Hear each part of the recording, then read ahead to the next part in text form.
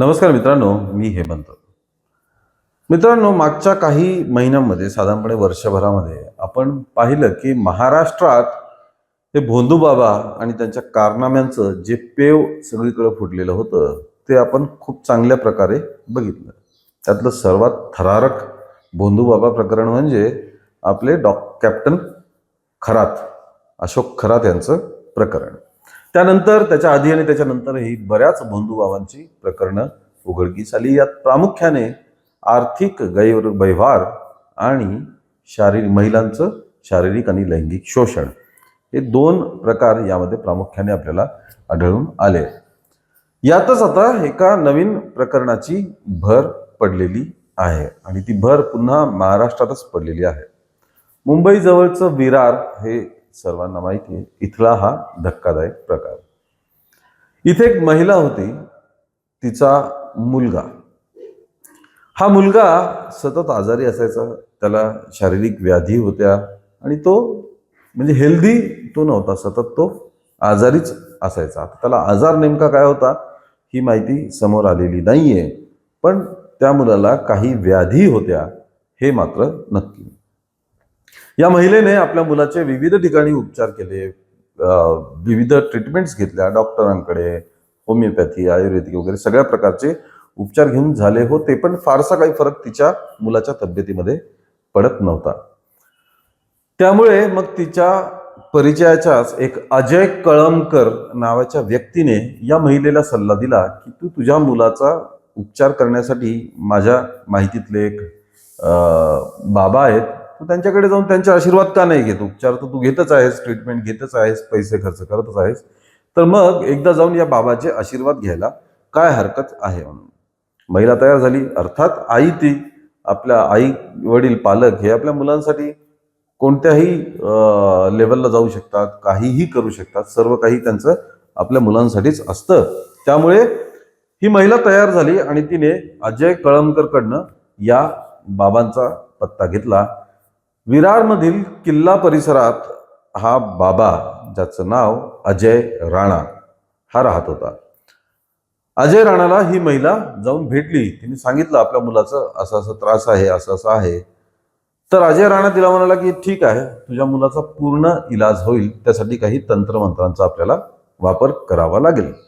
त्यांनी तिला काय करायचं ते सांगितलं. ह्या वस्तू असं असं असं सगळं घेऊन ये, आपण तंत्रमंत्र पूजापाठ वगैरे करू आणि तुझ्या मुलाला फरक पडायला सुरुवात होईल. एक दोन भेटींमध्ये हे तंत्रमंत्राचा उपचार या अजय राणा भोंदू बाबाने केला आणि मग तो त्याच्या खऱ्या रूपात आला. त्याने या महिलेला सांगितलं की आता याचा पुढचा विधी, याची पुढची प्रक्रिया म्हणजे तू या मुलाची आई आहेस, तर तुला माझ्या जवळ राहावं लागेल, माझ्याशी जवळीक ठेवावी लागेल, तो त्याचा फरक जो आहे तो तुझ्या मुलावरती दिसून येईल आणि या उपचाराची अशीच पद्धत आहे.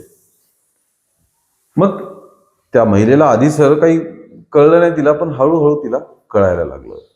मग या भोंदू बाबाने या महिलेला एकटीला वेगवेगळ्या ठिकाणी घेऊन जायला सुरुवात केली.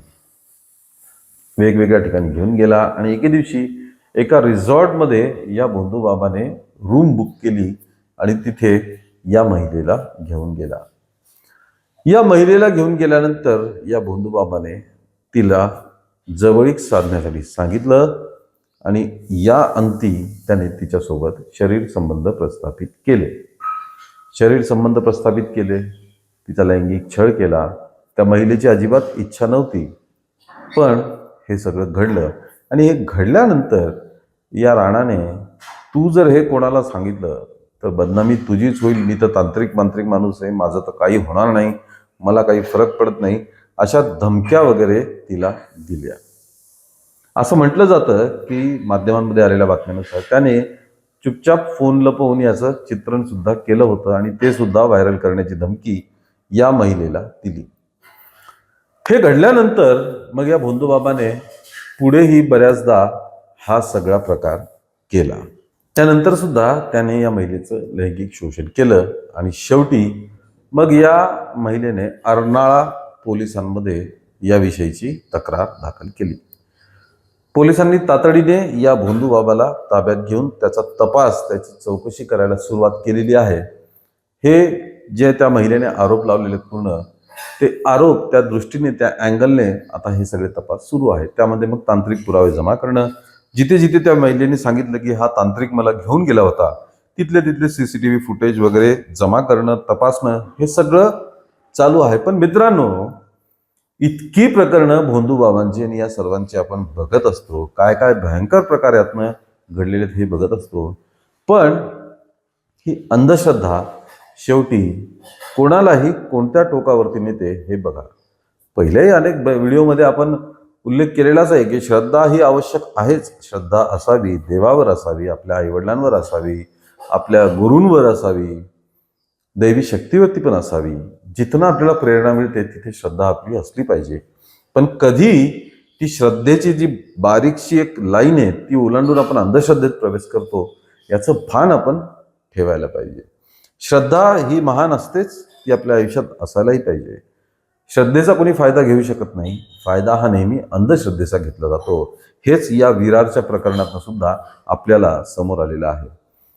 ती स्त्री जी डॉक्टरांकडे जाऊन व्यवस्थित दुसऱ्या डॉक्टरांकडे जाऊन उपचार घेत राहायला पाहिजे होती तिच्या मुलासाठी, ती या अशा भोंदू बाबाकडे गेली आणि तिथे जाऊन मग अंधश्रद्धेतनी बुरसकलेल्या या बाबाने तिच्या अंधश्रद्धेचा फायदा घेतला आणि मग तिच्यासोबत हा भयंकर प्रकार घडला. ती महिला जी आपल्या मुलाच्या उपचारांसाठी आधीच परेशान असते, त्या महिलेच्या आयुष्यात आणखी हा धक्कादायक हादरा बसलेला आपल्याला दिसून येतो. त्यामुळे मित्रांनो, श्रद्धा आणि अंधश्रद्धेत फरक करायला जरूर शिका.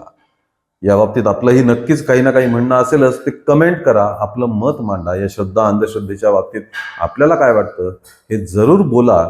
या व्हिडिओला लाईक आणि शेअर करा आणि आमच्या चॅनलला ताबडतोब सबस्क्राईब करा. धन्यवाद.